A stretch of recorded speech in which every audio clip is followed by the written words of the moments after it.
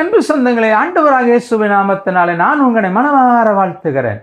பிரசங்கி 7ஆம் அதிகாரம் 14வது வசனத்தில் வாழ்வு காலத்தில் நன்மை அனுபவித்திரு, தாழ்வு காலத்தில் சிந்தனை செய் என்றார். சிலர் சொல்லுகிறார்கள், ஆண்டவர் என்னை தாழ்ந்து போக பண்ணினார், அவர் என்னை சிறுமைப்படுத்தினார், அவர் கைவிட்டு விட்டார் என்று. அப்படி அல்ல பிரியமானவர்களே.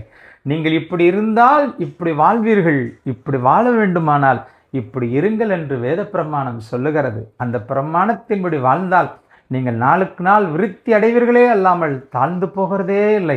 தாழ்ந்து போவதற்கு காரணம் என்னவென்று சிந்திக்க சொல்லுகிறது பரிசுத்த வேதம்.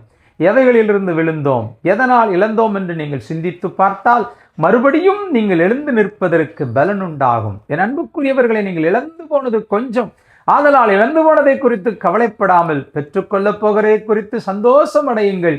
பெற்றுக்கொள்ள வேண்டியது மிக அதிகமாயிருக்கிறது. வாழ்வு காலத்தில் நன்மை அனுபவித்த நீங்கள் தாழ்வு காலத்தில் ஏன் தாழ்ந்து போனோம் என்று சிந்தித்து இறைவனிடத்தில் திரும்புங்கள். மறுபடியும் நீங்கள் இழந்து போன அனைத்தையும் பெற்றுக்கொள்வீர்கள். God bless you.